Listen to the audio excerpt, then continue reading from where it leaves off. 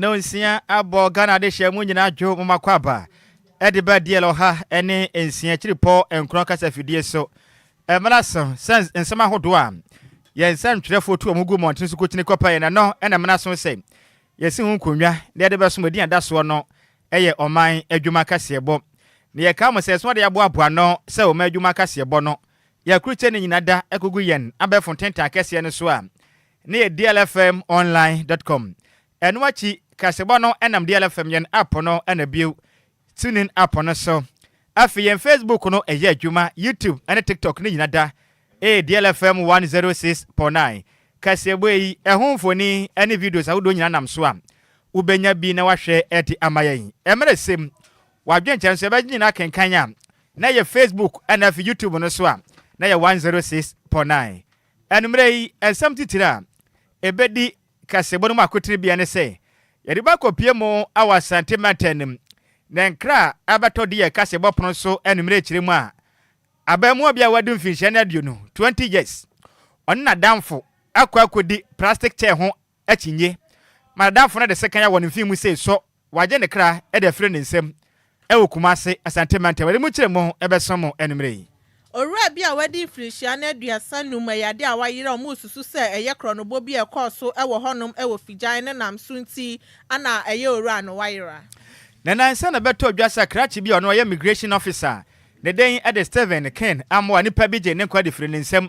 masem wei akopie mu court na ne court akwa setan asem wei no wanom etu ede ahye dansem ben na efiri akire eba Enkani TDC jumayeni bi aton aban asase ya de ama ne yire eye 2000 Ghana cedis. Na Ghana fo baka na nsem na nyumtuni ne dende dada kedi. Ekwa ne nsem akire nanso na busuafo anhyehye ase ekopo ya adon me na pe na kana yi no. Ebetoje nanso matu ahyeda ben na dada kedi yi no. Ebekoso o manyim. Sam George ade kokobo ede akwa ma ye multi choice for hrema o ma omo ebo bosomi ni de kosi ensia no so ma mmomode atete omo bo so ya de a ombetwe o masan a chechirefo wono mo wadwe so ede adesere ede ato o my Ghana ene abayanu mi se omo sere wono mada eye adwoso senior technical eye school no edum pempen so a chechefo nya babi mfo mu 320 amade kire no eho aye ne pampotem de omo sere aban emoa ensem no pinaka ho na yede beso mo se Oman adwuma kasebo diero ha ene ensia echiripo enkron kasa fidie so na ye ka mo se Ghana fo nyina ye ne ya de nyina Mavis inshira ama mensa dodo abodo mane se Silver Lady ono na ye head of programs at the DLFM 106.9 FM so abin wa ho abin ha driver no e de tenamum na yakopo ya do kosia de be ye na woda aha Sunday we ya 7th September 2025 na woda na mum ni nyina se maame mpese obedi na woda na kwa saa dante no ono aso na ye brand ambassador edema Royal Air Dutch Pharmaceuticals inteno empenifa kwa asese na hyese yakopaa da meme na bai yate denne ye kwa ye skin and dental screening we eye free meme na bai ya ko na ye hwe wo sensiesie ne kama mfama visa sabi wanu mutu nka emwa magodo die kura nya de kura yim saa so na we de awensene ohu untumi nkwasira we de ntukwan bomode afa we de ne kone sensiesie ne kama we ye nya okapre bia adwuma de beto dwane ya dablaka home office no e wa dablaka e bay Franco Trading Enterprise na ne ben yes Franco Trading Enterprise e ne ben pe wa dablaka wo no mam na dwuma de beto dwa memenda emla bo anopa no nonson e kora na be hya ase atena se kama pam yes na wo ba ma nkwa wo ma fa busuani nyina da wadamfo ene wunua obi anka ho bi mra ma Frank tenkete kora fo mo bra be se wo mo yade kama na busuani nyina ne atumi agye fi se wonim da kora wo nyonko be hia moa Yakupon hya so be ne sane ne nyansa Silver Lady na dwuma de we sine na so na ye brand ambassador Edemra Royal Dutch Pharmaceuticals so ne kran so na ye Silver Foundation na fin so DLFM na dwuma de we no wanom eso asene me kanfo Lumba super ede ama obi biara open so ede asom na ho so di dwuma bi esanse Lumba super de eyen super pa ba adwaman so obi atu aguso a otobi bomodin anama wonsa entimi enka Lumba super ni bi Oye shenkeni abomode ana frempenifuo esanso mo peshenkeni amanati tricycle ene kia nti frempenifuo ewe 0555 274 757 ana 0577 475 343 Okodan suma ne important mama da mabanya meche ye so distributor wo honom or adjacent Lumba spot ya Pietus Lane freno ewe 0557 349 401 Sanso ana Mama Vic ewo ya Fanko Sports M. Freno ewo 0500 680 783. Bra Kwame ewo da Command Circle Station Obayadom Choba no. Freno ewo 0244 094 793. Madam Edith Kusi ewo Dowenyo wo Opsi Central University. Freno ewo 0246 601 004 and 0266 400 215. Sasra ne mre ye kamos ya papa wanya ne ba bi kro. Charles Kwadwo Suni dia na wo for the to na enwum tuotu obenya den Daddy Lumba na busuafo se yanka nkyere Ghana fo nyina se mabisa sa mo bia hodo ebeboa mo nanka ye papa na yiye nhyehyeye no mo betumi de kakra ede aboa befe kwan so nti abusuafo etie na sopamu omo se yanka nkyere mo se mo bisa ni ntom amade ade ositie anase wo se ayo yonti no wono makwa bia bank account e wo car bank East Legon branch ntino account number ne opeso bibi kakra de ba papa na yiye nhyehyeye a we die mpenifo nsi ho kwan account number no enie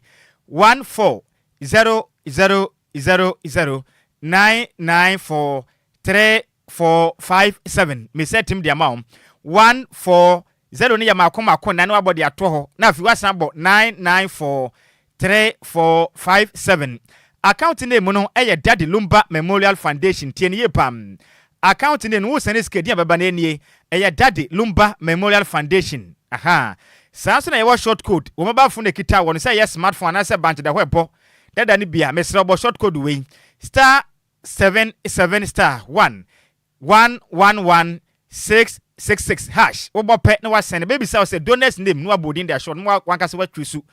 baby a pesa wo send sika na di free say wo bank account anasa wallet so na say pepe e dia mayen yes sanso mba mani number na nie 0538 901 420 0538 901 420 way a momo number Samson or merchant number merchant ID no in here 786 475 786 eno a merchant mobile na friend penifo naji munchire mu 0244 281 460 0244 281 460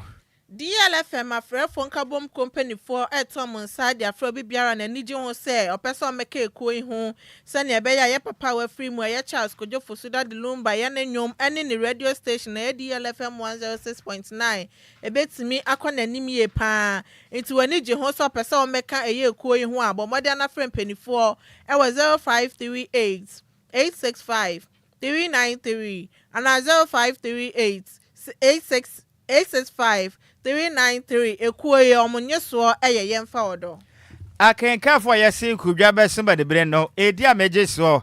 eye wowofa Nhyiraba Kwadwo Sammy bi mene Adjoa Agyei Sikapa wadama eba na nsempatie amamu nsem dia kase bode hinta nyina aha ne pa hontama DLFM 106.9 kase bono nie aha ne nyina yetie DL News.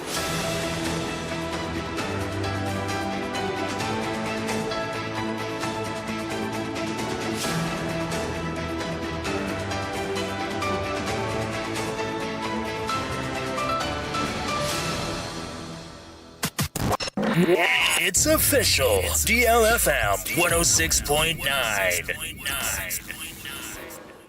Yamamo akwaba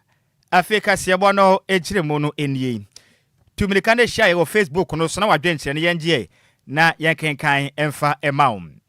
ya shaka sebo na se ne ya shase e de afri asante matemum na nkra betodi ya kasebo pono so ejiremu se ne do yada arahosem ene nkwanhia asi awa asante matenem ewo Ashanti New Town ewo Kumasi Metropolis ewo asante matenem na nyina ne sem abemu obia wanya mfinhia no aduonum abemu ayi ne den ade Kwadwo Bright na nakase na damfo a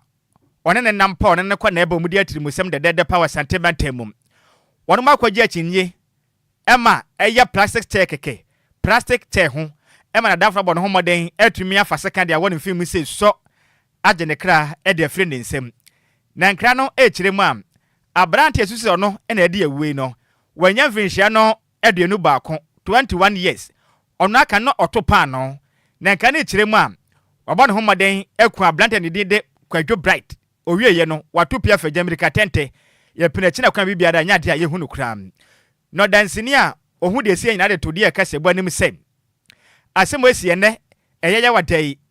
ebabo so menda to so nan emfempem mienu ne adunu mu e wa sante matanim na brantia de dende Kwadwo Bright ne maame ne den ade Georgina Yeboa ema oje mre ene de ye kasebo twen komo no ene wo kire mu sem na mrantia mienu we no wonam ebo game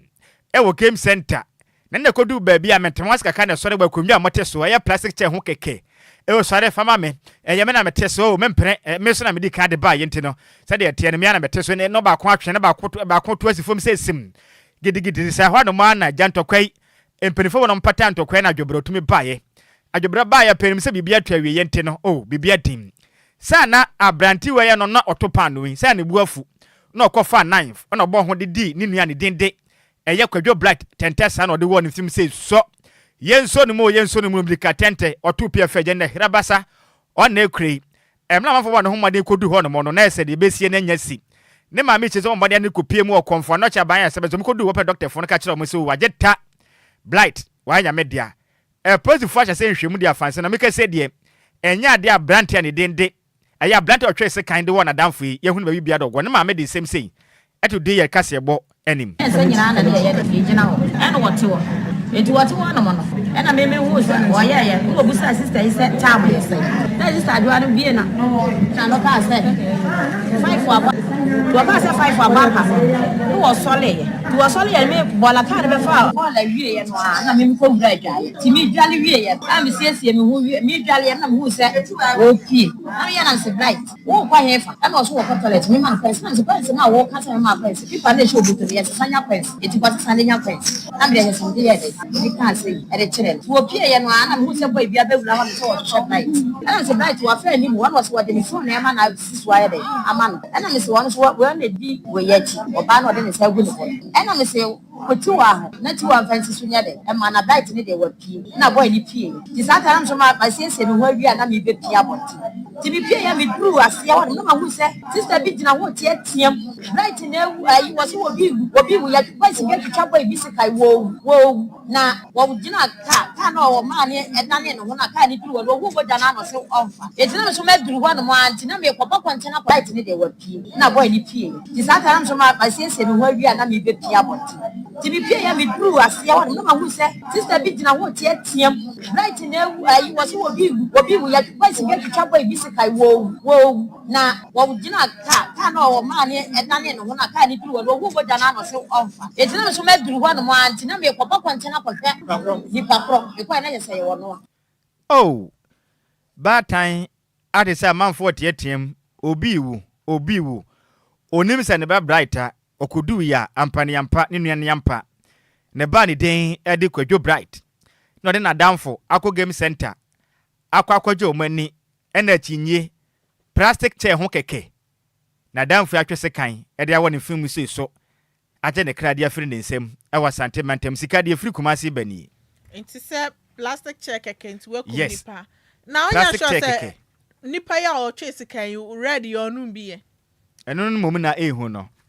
say plastic chair keke amate so na misunderstanding keke matumi apresa ma ode se kan ede awo ne fi so akuno ato atwene on se ba ne se ha adwen pa o se de awudie ni koso no the rate at which nansen no I had say awudie kokoko so okuro man ehu pa o sika na meboa pa nda obi awochi na obi aden enendra nka mete ye e wodome ha ya abantu abi eti motorbike so makwakwche no atwa ne mene awie masum ekum ba ko aka ho mamfa motorbike na nko etu ne bema etwe ne tekra de afiro so de ko aden dome ha ya aden na ekoso yi ya besre yen security momoni na hopa na nansen de ekoso okurum ha se ni in fact ha adwene ba ne se ya maame no wahwe a de obeka nie ye be boni me de masama no sika yenko ya ni mo kase bonum Yantua kase bone so na police for mo wo mfimfini mantam mu eye nhwehwemu e de afa ye kronobo bi omususu se course e wo fijai e no ben kasoa e wo gomoa East District ni ma owura bi a yɛfrɛ no Ben Owusu edi mfinhyia na aduasa enum a ɔmo kyerɛ a yɛ kronobo yi course yi na kyerɛ sɛ ɔmo nhu ne bio na ɛyɛ Ben Owusu yɛ obi a ɔtɔn POP na ɔmo kyerɛ ma yɛade ɔsɛn ne message ɛde ma ne fie ra sanso na nadanfo ɔba ahomakye bɛyɛ 2:50 am ɛsrɛ ɔmo sɛ ɔmo mmɔmɔden na ɔmo mbɛgye no esan sɛ yɛade akronfo ato ahyɛ ne so ɛwɔ na apartment a ɔtim na yɛtemanfo ni kyerɛ ma anɔpa ansa na ɔmo hu message yi ɔmo bɔ ɔmo de aturu mika ɛkɔ ne fie hɔnom ɛkɔhwɛ sɛ dɛn na esi wɔ hɔnom ɔmo kɔdu hɔnom no na mogya ayeyɛ fam hɔnom na emu ma yɛ Ben Owusu nankasa de ɔmo kɔyɛ no ɔmo ankwankoto no ɛwɔ dɛm hɔnom ɔmo ehu obi anso so ɛwɔ dɛm hɔnom na ɔmo ne nsɛmtwerɛfo ɛtwetwe nkɔmɔ na ɔmo kyerɛ sɛ nya de ɔmo bɛbɔ ɔmo din na emu ɔmo kɔdu hɔnom na kyerɛ sɛ ehu abɔ ɔmo yie papapapapapa ɔmo susu sɛ yɛ Ben Owusu ebia na yakye no anampo sɛ ɔmo akum no ana ɔmo ayi no afiri dɛm hɔnom a kyerɛ sɛ no so de ehu ɛde aba abɛhyɛ ɔmo mu na polisifoɔ nso kyerɛ mu ɔmo kɔdu hɔnom na kyerɛ sɛ 100 phone a ɔde send message na nya ade a na phone no ɛwɔ dɛm hɔnom na phone mmienu aka ɛne laptop ɛyɛ Ben Owusu ne deɛ ɔmo kɔdu hɔnom na ɛyɛ akronfo no asɛe no a mogya nso so egugu fam hɔnom ɛno so no akɔyɛ asɛm foforɔ na ɛyɛ Kaswa Divisional Police Command ɛne ɛyɛ Central East Regional Police Command ɛka bom ɛhwɛ sɛ ɛyɛ nipa yi a ɛyɛ Ben Owusu yɔm betumi ayɛ hwehwɛmu ade afa baabi ɔwɔ na mmom korɔ so so ɛkɔɔ so wɔ hɔnom no ɔm betumi ehu ne ɛkɔɔ so sɛ ne ɛbɛyɛ a ɔmo so bɛ ɔmo de hyɛ pa begu akwan mu na ɛyɛ ɛwuwu a ɛkɔ so wɔ hɔnom na ɛtoɔ ebetumi atwa na ɛsɛ hɔ nso so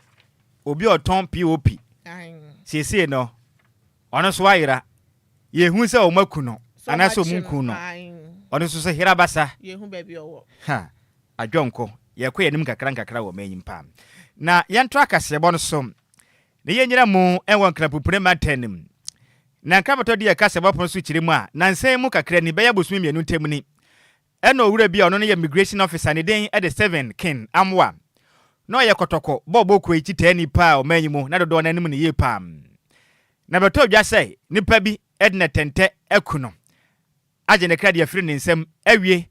ɛtuma atwa de ato ne mu ahye ɛna afi nso ne part ne bi wɔn matutu de afiri wɔn na akwa ne bi ayira nene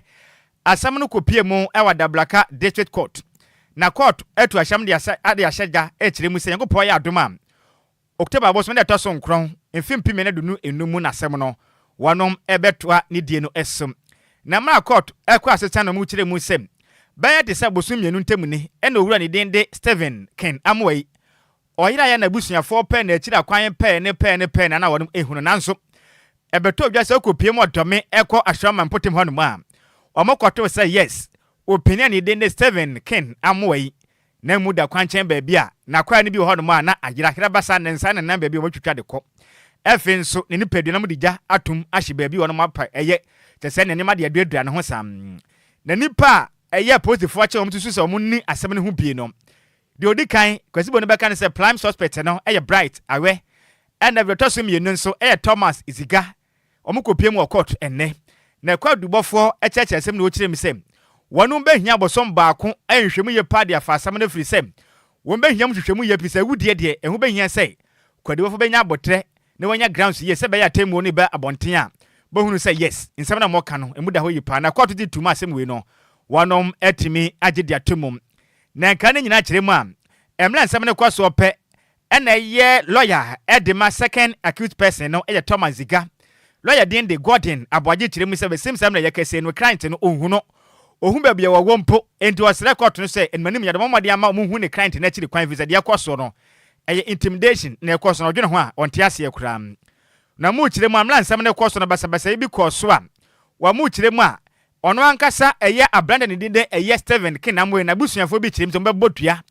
wɔmbɔdua pa visa de akɔ so no court no yɛ la kadase ka mpɛ sɛ mɛ kasase mu asuntamɔ mpere na mla lawyer ne dinde Gordon aboagye mmerɛ ɛne sɛntwerɛfo kasa ne nsɛm sei na ɔdɔtɔ sɛntwerɛfo animu yɛkɔ hɔ a yɛhunu na wɔa ne sɛ ba ne sei a ɛsɛ sɛ ɔmo nso no nya nneɛma bi a ɛde ɔmo nipadua na ɔmo kra bɛka bɔ ma yɛ baako bika biribi sɛ necessaries of life nti no ɛno na yɛka sɛ court no ka nkyerɛ polisifoɔ no sɛ ɔmo ma yɛ kwan na yɛ client no even as a lawyer sɛ megye instructions ɛfi ɔmo hɔ nom a mehu baabi a ɔmo wɔ baabi a ne ɛnim sɛ ɔmo wɔ no yɛkɔ hɔ a ɔmo ni hɔ na ɔmo wɔ baabi ɛno deɛ for now no I'm catching a young country bia yeah ne baby on na be de na ya kwan be fast show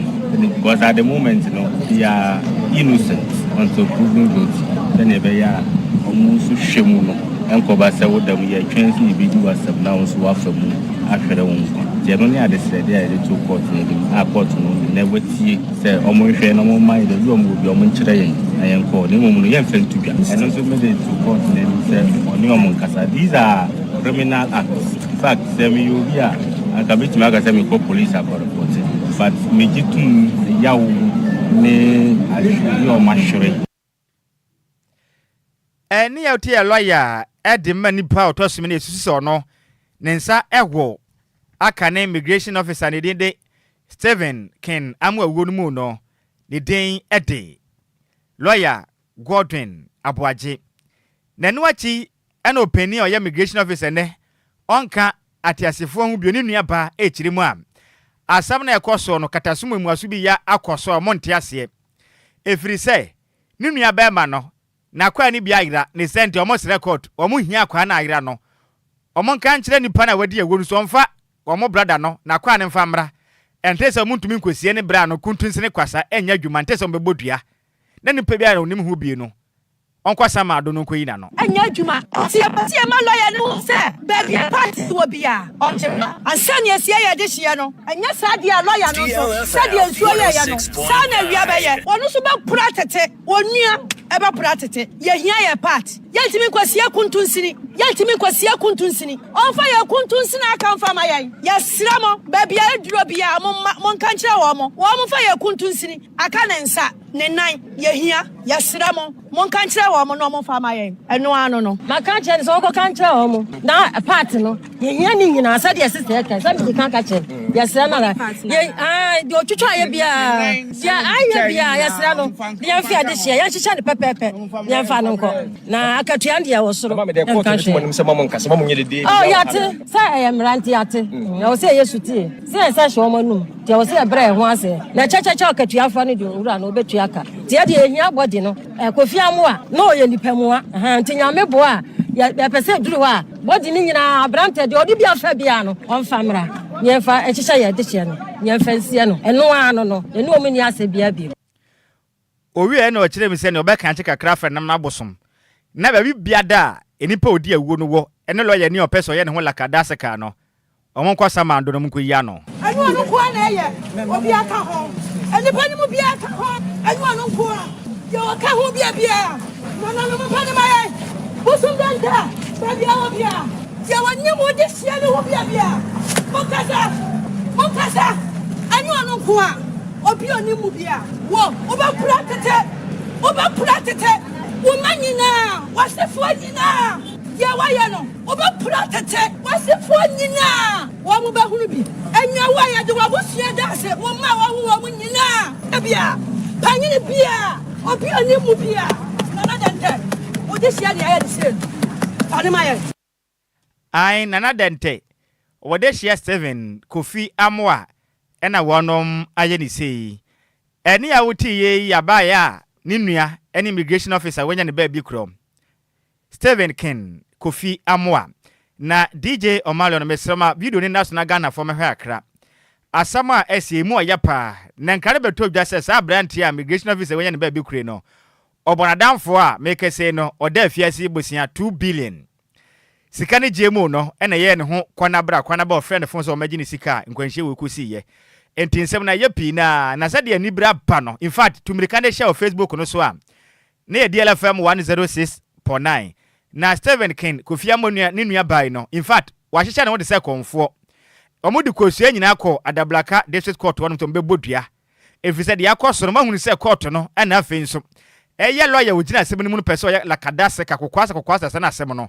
ɔmutugu nti abosoma no mu de entumi fa ho ni ɛwɔ mena wadi bɔne nti no ɛkɔyɛ nsɛm pii nya asɛm kuma sika de asi wɔ court ni ya asemo kwaje mo se nimpa nka asem ni ye di akoto de obetumi ama nokura dadi we no omo se abosom betumi ama nokura abai send the court twentwen so de ene na open passion so ombebodua ti dia bo no ombebo on wa bompo awie eni Kwadwo wo ban no mo papa ne ade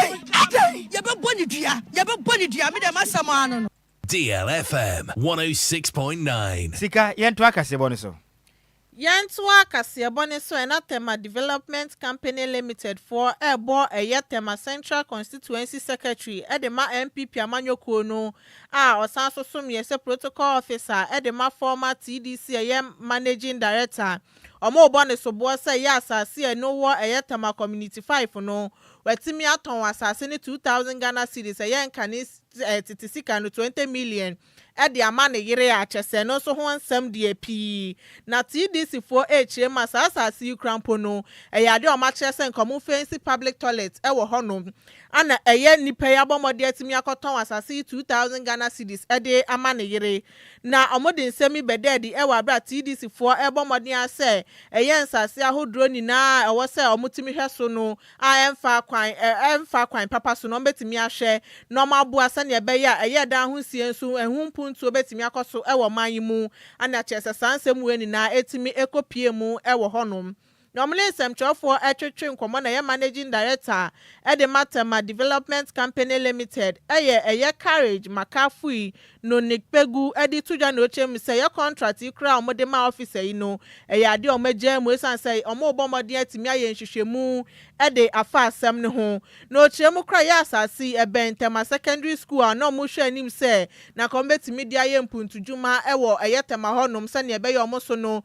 se koba se mpuntujuma ekoso wo honom kasa ne mpuntujuma ne de ebi wo honom no chema ya nsemi kra no fa eye Peaceful Settlers Association ho omo so bo eye Ashama Municipal Assembly for so bo e de afa asase bi omaje omo chema nkasa ase na ye omo de ane so no o chema ya de one omo ka bi ewom e kasa ne be ya asumdue ebetimi akoso ewo ho sold that place to the wife at the cost of 2,000 Ghana cedis. The documents are with me. I can make it available. When I went into the matter, I said, no way. I engaged the woman and I terminated the contract. Yes, I did. Something like that. The likes of crusading guy will capture it. I am grabbing land. I'm not grabbing any land. I'm not grabbing any land. I'm just doing the right thing for the careers. So I terminated that contract. And now the place is now for the state to be used as a public toilet. It's not for me. So I'm not grabbing any land in this case. Yeah. So please, when we give you land or allocation, be it license or direct allocation, it doesn't mean that it's cast in stone or it's sacrosanct. Eniya uti ye managing director Edematema Development Company Limited carriage makafu inu nekpegu. And to Chiremanka biaya no bi tony say 2,000 can 20 million. 2,000 Ghanaian na kokoton e ho no mu nyina. E de ama obi se wonye. O de oton managere. Lesen ko kwa no kokwa kokwa sa. Sa na ono no chire o. Oton managere. Ghana de ensem gukurum ha pa. Yentu akase bon se be ya yenkwenya abanyama na bia. Nti yentu aso wate. Me wo fa se yenhwe hu ye se be ya dachi bia. Ye pietoto enkonkote anwam. Na yetu akase bon so na ye body awuramum. Ewa akane oma Ghana nyumtuni a na oto highlife njom wagidin yi pa deda kedi ana wofo edidi eto no nana kwakudua na Ghana fo baka ye wuye kotoni ma boso to so dunsia emfimpi mienu ne adunu mu mekire May 16th 2025 bepem semre nya de a abusia etimi esie no nene na abusia fo efrensem twirefo nhyiamu edebeto Ghana fo nyanim sem na yie no mbe hye dase yankopon yadma ka mimi na ebai yie no wombetena so no maye na ne baba ye nua be madada kedi mo akwa ne kwan kra nanso bibi free esoro betwa bayira homa munti bayira na mo akese hyehyeye no enya maso bio wa mo kire mu a asante hema agu de santi asante hene abeka se kire mu a enya ade obi a ho kwan se sa mrenim obetumi ye wasante mantem nti yie no enya de abusua no ebetumi ama yie na baso na watwi emum na Ghana fo pi na hwe ne mu senka nyanwotwi de ye nyina yeto santene akopion dadi kedi na yiase ne yede ye na asesom na afinso ye last respect akwa komano on the September 6 mimi na bai na nsofofia antoata na odwada mamu ye no enya maso na watwi emum na abusane kire mu sei yan ganchira Ghana fo nyina se na nhirimo mo frɛ no mbɔ moden ene dial eye kasebo ye na musini ama de pa twetwe nkomo ana mu kire mu a yan ganchira Ghana fo nyina sei dedicate the ye no ebeba so panya de ye no ema so na mu kire me ebekọ so egwo forecourt at the State House e won ka be parliament me ye no beba so pa na mu no mo de apagya na mu no e de akire mum e wo ono ankasa ne krom ni hometown agona asaman e wa sentimentenim na mu kire manyanka nkire mo say dedicate the ye no beba so na mum wo matu ahyada akɔhye eye bosuma ye mu na taso aduonum mekyerɛ 20th September 2025 ombe momadia epagya mu no eye bibia kama ewe state amu ye de mu no ba kopie mu awa saman awa sante matanim na bibia konkan na abusu na ogyere mu edema da de kedi ni nuaba de nsem sei ato de nsem training ama de penim Ghana for and ye no ehia no asua busua ye fi akuna saman ye damo ase papa efrida ye nua kedi etofo mu jaye na mburosua ekraye ne ye kan se nyame DLFM 106.9 Excellency President Mahama waya de pa face the chief of staff and the musical and creative art brother honorable Gideon sorry ye da mu nyina se and na ye mu ye wa ha na ye pesra mu se ke de ye no ya sans santé ne enye bo apa ye se e be hyeda se ye be sisa mu nyina mu nim se ya ya nana asante hima oda fo nti amo to for ahyemra se go see on this 18th no obi entimi mfa efunu ko ashanti region nti na just yentimi nye eye Saturday no a ebe se ne ye share yentimi nye ne sa yes Ghana fo bebre mo fa nche enye bo apaye amamre susu no enya to wa wotimi nsesa no ya yi ne mi to for hyemra si nyina ye diso ye bese ye nua no nka memeda ye bi wo ha ye de ne ko agna samai nti no na se yetimi sesa date no nti am say date na ama akwa echire kakra nyame adron afredi ye nya date eye 20th September ye pamocho 20th September akabe busu na oti be mienu na insese no anya on the 6th ni biu yesterday Ghana phone na eye 20th September baby ebe ye no wa the forecourt of the State House ekwa anopa no so na ye nyina na ye wo na say ye ba be ye mi eni awuti ye ayam tuni a wanya ne ba bi ekro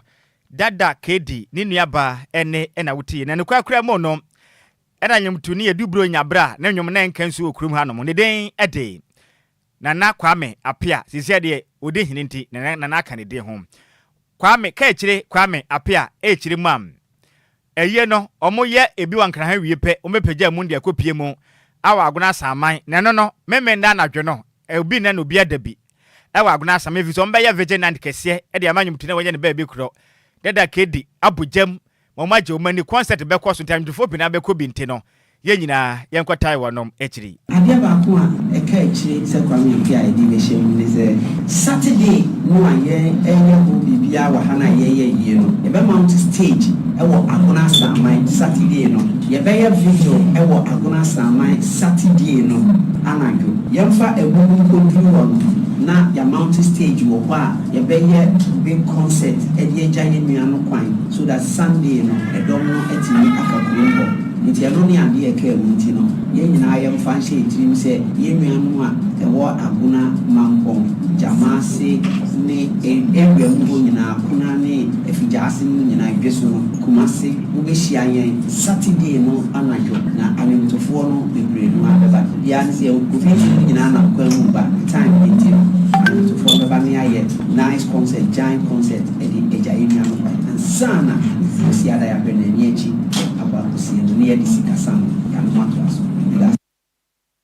eni awuti ye eye Ghana nyumtuni ono oto highlife ne den edi ka akiri kwame apia Yantua kasebo ne so na Ghana ban asan susubiom ekiremu ayade ombetwe eye multi choice Ghana eyo mujumedie no asan so eye dwumeko na mbomodin edi nhyehyeye pa so se ombete eye subscription prices ne so a ende omujumedie na yade ombetimi atwe asan na minister edema communications digital technology and innovations Sam George chire mu say yade obegina ne tumi so abomodin ase enkopem ebobosom ni de to so nsia won fimpim yenu ne aduonunum ne mu de se multi choice for ndi omo hyehyɛ ne so no man te subscription prices ne so a yade ombebomodin na omatimi atwe eyom dwumadi ani na asan no chire ma yade ministry ne bo omodin a de 10,000 Ghana cedis fund de to omo so san say yade multi choice for omoyo imagine say pricing data no enya ade ombetimi submit eno no omobo omodin ade 10,000 ekoto omo so na enkopi mukwade de yade multi choice for de omoka 150,000 Ghana cedis no ne nsam for etwetwe nkomo we digital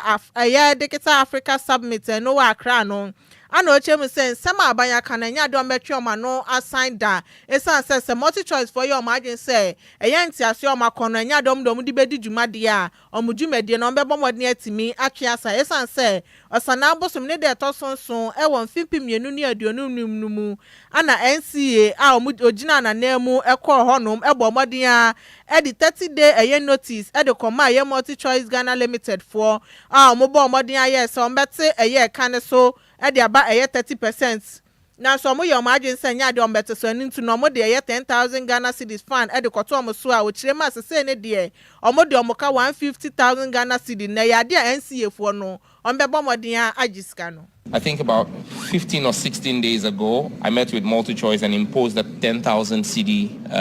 daily fine on them. I think so now they owe us about 150 to 170,000 Ghana cedis. The NCA will collect. They have up to the 6th. If by the 6th there is no resolution, we will shut down operations of MultiChoice TV. No company, no corporate entity is more powerful than the collective interest of the Ghanaian people. That much I would serve notice. Hopefully tomorrow I will make a formal announcement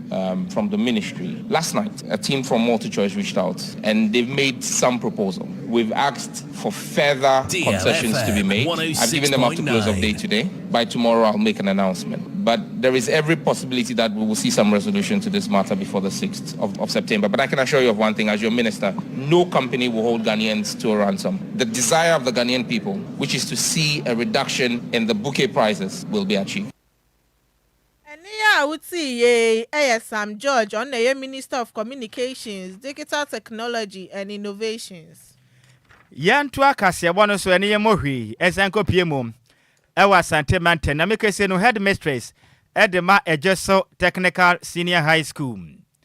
ewo ejeso mensenem ewa sante mante mo ne den edi grace asemani edi smatudwa echiri mu a mekese die ayade a achechire fa wono mo kirade o school mu hono mo no omoso ate papa fi bi ombeda no nyade a wono enya bi o school no ma ha adwenye pevise na mekese mpo school fondo do no so ate atekra say hwim say isi low number pa ha adwenye papa isi omoso ate a school for na akabe kitua bi pe na aka o school no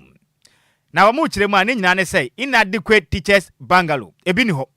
bebe achache fo ne beda no akwaje sesebe insere pene pataku achache fo nyababi mfo mu tinto 3 teachers pe ne de campus o ma maka ni nyina da ebebi akwatena achache ba ne sa na mofra no so hwe mom de da boarding house no wana mo hwe ayedinye pam na mra openi pa na se mahye badwane ebo no homa de kopie mum ono ewa dweso me wa faase emmo parliament edema edweso abato mpesu aso kwabena boaten kopie mum obo no homa den ede cement no box na makon oha kwama mo so monyina mva mo no musisi adan kama eva ma achechefo ba omfo mutiri mfanto na moe na achechefo nya ba bi mfo mutiri mfanto na fi school no nso puntu dwuma hodo mo pe no wo monsa intimacy so na mram headmistress edema ejeso technical senior high school no ne den ede grace asamani ejemre ene de yakasebo etwetwen enkomode semsei ene to yanimo na school yosha your teacher for in Saka NLT we have more than 2,000 bodies nti yero stress nka one bi ni asa be very between staff accommodation na teacher for but na hama umahwe mpalano na yero sa to trust your students and just sector for students and we have next year you been 35 years. Yes, sir. Ubiamra, me na yemwa me mpijas we endu e be say. Any awuti ye ono na ye headmistress Edema Ejeso Technical Senior High School. Ewa Sante Mantemo. Ne den ede. Grace Asamani ena wateni ni.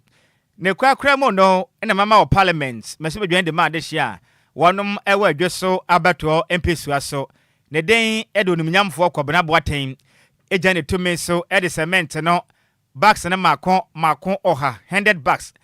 Ekwa so monje na ede ahodo mu si o school ho no mo no fantos na afin so eye fence a anasa wa omoto de fa school no ho no omonto ne mo na ahobambo nsem enkoso emfama Edwoso Technical Senior High School no be baye niema na BS so di kaya disia to so mi mo ko de ne begunu enyuma na we can ye de fa adisia no school be reform ameti yese ye wo no yintimu to ma me kensi aye ko basa yi na ye ni ene ni pabonefo ade be sanen ko fo duru school mu ha be ha ko fo ma ene ya ti school fo be for the two many no na wase the two mana mo na me pesament de ba na de ni wani ya mwaka ni bia ka ho ya de ka ho na yitimi to wo no ma si na fi yuse ya mo fra no e wo ma be school no mo bambo no etina na so eni a woti ye ma shibe dwane de ma de hia wonom ewo Edwoso ewa Sante Matenim ne den ede onimnyamfo kwabena boaten amane boy yensem twire ni Samuel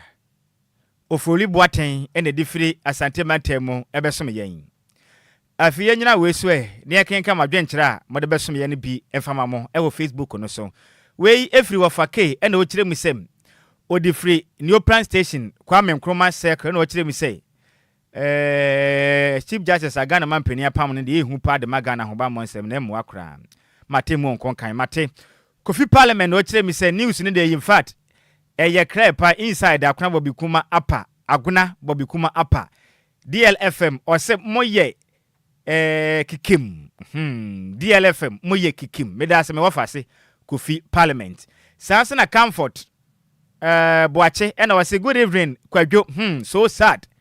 se koblane atwe knife dia won na yonko ewo plastic chair ho ehu pam icon G no chim say good evening or here live Edi Free Central Region, Fifi Mantemu, or keep it up, Medas me wafa say, Senior man, Charles Mante, and Ochilemu say, Oh, Ghana police, justice delayed, justice denied. There is the need for expedite action during emergency situations. More room for improvement. A hard pa. So be, etimi that on one adam for one bosia, be 2 billion, nan wachi, and impane ubepimene. Asemi ya kokot kwanabra omuse hia bosomba akubio ansa matuma hwehwem mapa eno na senior man Charles Mantedi free US Montana no oba no wochire mi sem sasem ni chapia na tenten ne yira nti osrada mamu na mamoto na munyi bi mfa ho na ba ne sia na Ghana yasunu guje pam senior man Charles Mantedi ya minshira opi ka kire Donald Trump me wafa asese ya chia ne pa na obo adwumaden ya minshira opi senior man Charles Mantedi medical doctor US Montana Sammy Pim. Sansuna Efo Tontom G no chem say good evening. Or share live Edi Free Amanase or see DL News. In fact, no size papa. Ya das me wafa say baby ya dre no eya sofa. Na min sofa nansa na nene. Ghana Black Stars ekosi akan. Ekopiem wa chat. Na kukenzi ni course so no say de medi ka kire manopa no dada na ansesa. Na Ghana fo ni so we de ebetumre efisa chat de makoye hwepem boys. Obi a hye omu binti. Ibetwa for mo so be ye kanan Bismarck eduse be kanan no pay na mo wofa me ka kire mo sad na nyeje ayasa agro femfran na Jordan ayu 17th minute or 2 trade kan o Ghana for be hye num o Ghana for be hye nsia e kire din akasema mienu ne yapon ye hua ne se ne som suliya na omode atena ba ko ato ye die mu na chadefo ahye ba ko ekwawe ye no Ghana Black Stars 1 chadefo nso 1 apai sate emene Ghana Blasters ama Ghana fo bi fufuo no akadam sika anya yo Sammy kai say ya mundi du Blasters say ya mundi di ansa me dey say me ka say nye timi kra dey me fa ho they say Blasters for bobo kra me mpre me ho nkwohwe dey how me dey say ne dey Blasters dey emwa sika ni bibi dey ne dey me dey ofa ye kwa ya ni man ye kwa sofa na me sofa se wate ase edi ya nwom na eba no ye ne ye kro no sofa na me sofa Oh, quite. Obiso one year. Utu wa yere. Obiso one year. Uwa wompana ni obiso one mpana osompana he dia wompe. Oyira he pa dia ombene ni mare. Obi mpana ni odi nachi. Obi hira no di nachi. Ye nyina ya ni brana baye. Ya ni brana baye. Ya ni brana se baye. Ya ni brana baye. Ya ni brana baye. Ya ni brana baye. Ya ni brana baye. Ya ni brana baye. Ya ni brana baye. Sika ya ni brana se baye. Ni mi enu ni na. Obi wa no mpra so wa mpona. Wo se wo de wo mpe. Obi de na odi nachi. So obi ebia na obi de na edesen wo de. Ei. Neno na ya ni brana baye. Ghana ni ya ba won chen sofa na men sofa. Ye kokuma se. Memu amienu e no makopre plastic chair ho. Omo wo game center ebo game saa. E no mudi plastic chair ho achinye. Oh sore na mentena so onya abotre. Ba kwa for 9 odi atwiku ni film say so waje ne kura firi ne nsem. Ghana ye kwa ne sen ahoba mo nsem awudie. 053405019 059340655 053405019 059340655 Majo bedafo Meje to Malam Alhaji Lulu Traffic. Wo fa kwam ye fum na ahya hin sese. Oh, you say the Mishebu Kanesi. All right, Kaneshi, wo fa fum ye ntia ni bre. Oh, offer. Ghana the bay and you be jar concert. Edio.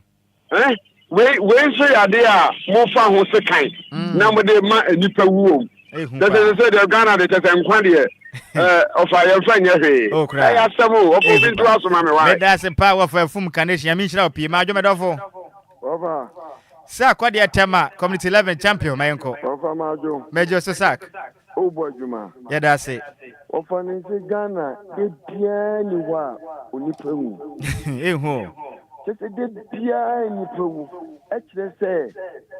just a nipper where our food or funny way. Or funny who dear or tuna, Macquapan. Say, your ma way now are so clear in white, dear. Enka obin quiet, view. Into your Babono. Says I would be our point, you mark or sell them. And one no. Oko sell them now, da. At the time, you have a sell them. Medas a sack. Why would you man? Namishra P.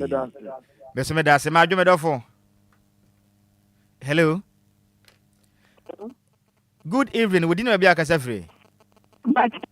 Dinah make a Sister Dinah Caswa, me entianure. Me pacho, Mr. Margaret, when you say, because of Ghana, no, Sister Dana, Jinaye Kakra, oh, Kafra, Sadana, Facha, your Pahomanatia to move to me as I baby, Majo Medofo. Hallelujah, blessed in Sakumono. Ah, who name me? Senior me entianure. Eh, some of Ghana, my Davin. They be a yekunipa. Eh, Hoopa. I said there will be a send one, I said DBO. Then you may subitra. Edding. I see the Trisicano who was sick. Sana Babo Nakano. There's one this I'm not adding. Edma. Mate. Won't say a bit brassy. Yo. Only Yami Edma. Was one Yame and Tina Blasset, Sakumo, Yamishra P. Majo Medofo. Yeah, Blasan. Tommy, a bridge and Kama. Who name me. Champion me entianure. I'll say, yes, the James Center and Colano, Memuano, or Shell. A game center now, assembly here. Yeah, you see, you know, patapata, much of one was Mupie, no. You know, to 10 and 9 for no corner. I won't change. Okay, and your plastic chair.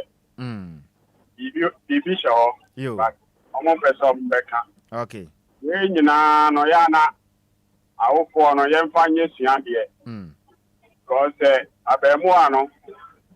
it will be in your show center, game center, or Weber Cotna. You, matter idea we have a cotton. Okay. I hope for no. I know my big day yet. You see, I do. Yatty. When I mean, and I'm kind Maintaining conscience. Apaka ho wetie na chika krante mere sem no betene nka. Oh, okay. Apaka be awo bi amecha why. Ojo so senior nyamenka ho pa majo. Medafo wudi ne ba bia kasa free. Medi the phone na mekasa bi sama. Abbas Austin, my yenti o senior. Bra woni bi. Ye bia mekasa Ghana. Obi ku obi a yenku ni bi. Because what me ahwenya ni afa sekan. Adwene hu sɛ aha na mede wo nipa na be mede wo ntam wo ya ka ade me kuna wo de na mo ya dai yenku bi because Africa first South Africa ana na ye ka tansan fun ni sabi anyamo hu sabi a na wo Ghana ha ni yenku ni ba wo se ni po kwa Ghana ha ye de sabi obi aye na kokko nuo ku ade ntia minia emra yenku obi a yenku ebe detail one said what was that should define no matter. So where is our phone? That game center. Abani see to the 90 on a game center. Because I know so the Emma and Palano yet no maybe a factor. Oh, what's about one was a game center? Aqualanco School was a game center. I know the carrier. A binding funny 90 was that game center. Young no be cool bia yanku ni wo Ghana medasi abas yanku pon no ntena pa majo bedofo jao wodi ne ba bia kasa free by the new me kasa free pampanso sister vada me yenti anime se si ade Ghana de mi hu ne ekosu eni ni pekunkun we what can I say e wo se wo kumu bi se ya nipa ku no be kum nipa no e se wo jano. But when we begin to show because it's food before, no, no, we're daily, no, nam. Ikuja Hanu say no, I more dim for no, or Mugu, Hanu Papa, or Mudisabon. Ubemuan or wage one, no one in them. Or didn't you be idea, but when I watch a kind, or what ran a bit near test a kind, Titan and son of Din Nam, not meaning in Papa, then I never go face it. Ochina omochina ombesanku belinu esanse okumo bi obeka se nipa no e onu anka onu so bi ni bone anka obeka dai e food for na mo gya no na onenam na nkwase ade ya Ghana e wo se mo mamra akapa medase ahofe adoso medase ya menhira opi majo medofo eja wa panya fuwe ya mi adumo mi sini adakwa ni dobro mpacha davi nana yaw ekasa free abokobi okay nana me yenti anumre yo afani edamase on the sub bill we want to go to parliament ababy am so be sign sure if you kill too if you die too obi yanku ni bi because yes plastic can to the second on ko keke masa empany for no more money now no size abel no ku obi yanku bi because I don't think I'm going to think it is who be area mu aboko bi area mu hanyina akola bia onam asetansion ona persuasion ho wow persuasion ona persuasion no adentia o man ni ti ai di o man no kohin o man ni ye yankasa ye man ye tum a ye dwene ho enu so fi ntimpanifo no hwe no mo size abel no uku obi a yanku bi na san kwase ade na sabi o mo ye no mo njai na o ye so ye ho ntoye okay Mr. Medase pa senior na wadwe nkyere hwehwem a wode asmane yemfa ye last 2-3 callers na yen sore so 05340 50199 059340 65 fon ya hana bo wura ma ye befa na ye ne edi nkomo sofa na me sofa ma adwo medofo eja no ofa e pa chodi na ba bia kasa free nana da kwa ya dum ni bro oh nana da kwa me yenti anumre no ofa owo oman mu no ya ye ade bi ase fire ho sa assembly say minister bi na ne ba ye ni say ya ene ya ibi hu akwanya ye de oni ba crop fa so no kwasem da ye tima mu fo yi de sa no mdi be di ye edimpanifo no fa mo na nsi from Star TV games ase ene ma e koso ye ka kire wa ofa anya sam ketwa di empanifo ofa mo na nsi from na udi no koso o my guy na mo dase no ofa mesoma dase pa ofa dakwa dobro nya menhira opi majo ya ja kantinka senior udi hin ba bia okese free Adjoa Agyei Sikapa suma mam che wotifo senior ma yenti wanmre wahime about 20 years ago ana makasa Ghana constitution no enya kapa ka woma amra no abo wo mu no de wo fi ni kwasam kasa na omaya amra ya adwuma oma no awudi akoso bebrebe ampikura awu yanu ye betemye na me papa hwa kwa na mabante je na be kadi enye be kan say wo pan adwuma koso de mu sa na fa gana ni biaye wo fa wona ma wa bo ho ban le de bia maka kan na na mta kwa ye jus na mka me teme kaso dokumia na baba report police station ni pa na makopa no akuno ni pa no dokumia bibie no wobesi o maya timanya mawi ekoso nyina mafo kum nipa e say yampanyi fo ntutu wo mu abia one day kram do be example amani pa so bo no my gamen yakoka ni enya sometimes so asofo binum a wo mu kra bible no ntse wa so bikum nipa yikum nipa me bi na ka sofia sorry na baba ye na amnesty wo no krom amnesty United States wo mu kum nipa na amnesty ba ke yikum nipa abro no krom no service obi go ye service wo demo as one mo bi e fun kra wa obi ti bi ke ka wo di fun abro no mem edisi nke ba se ye mpanifo wo mu sha o man na o mu bonye na mra na o bi ye adwuma no e na sai minister MP Shedeni na o ba ama ye sai adwuma no le mu na ban so se se ndi ya so be papa kwa mati bi je ekwa su bi ye na abeya ode medase mpanifo nyi hu yi na o man no wo mu so o man na mentima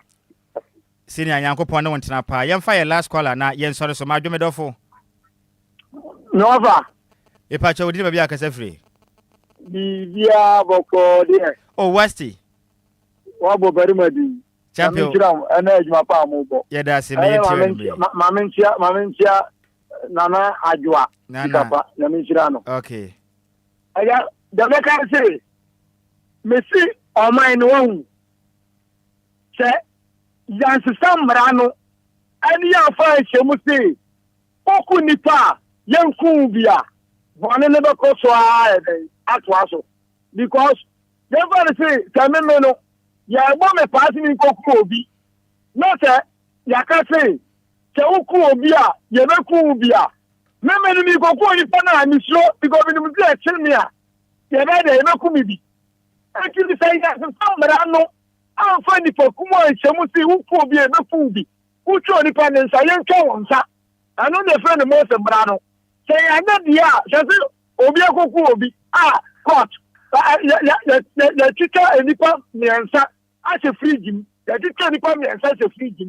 abisimu asamo no mi ye kwane bra etu ni nka ye ka se uku obi yanku obi a aka sa kukumo no ka ekuso ye diba ya da se wasi we say there mi tu free Ghana veda se ja botre bibia be ye fa me da se wasi medofo weti menya so dia na ye de se afrefo de be sere mo enam ye bre ni ntino mesre ofra yetumi mfa momfa nche ye pa da bugira se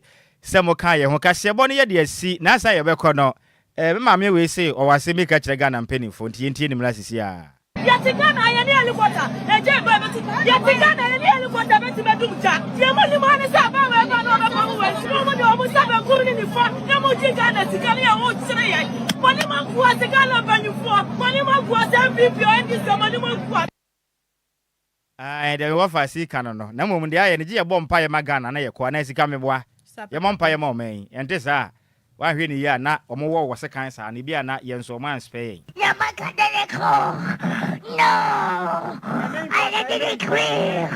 Father in the name of Jesus Ghana for mpa bo na de ma ne kase bo no ye de ase bu nu komi say pon emu semufo ne ye Maze Mabel entwene se mo ede eba yen be ma tentenagram wi ne ahofa dwanom DJ Omalion die kopie mo e wo Facebook ne so ne ho dwopa nyeso awade a kamanya hwe na kamprepre kire wade ma no oya ade pa obre ne ho ase na DJ Zigby echinchim afide ne froma ede sum yen senior technician on duty Silver Lady Fitasa Kado eboye chidom eta yechi as programs head. Akenka for ye sinkunwa ebeso manimbre no. Edi ameje so eye wo fa. Takrade kwadwakrum twabego de hyekonkron. Nhyiraba Kwadwo Sammy B. Mahoteden ene Alhaji Abdul Kwasunte disheni. Mene. Adjoa Agyei Sikapa. Ana hoteden ene. Dum so living. Yes also. Emma DJ Izigby. Oba ene obetia ne awusuo ye de mamo from 7 to 10 ono ma na ekro mamu nyina mu ene tia ade hye the luckiest luck is everywhere.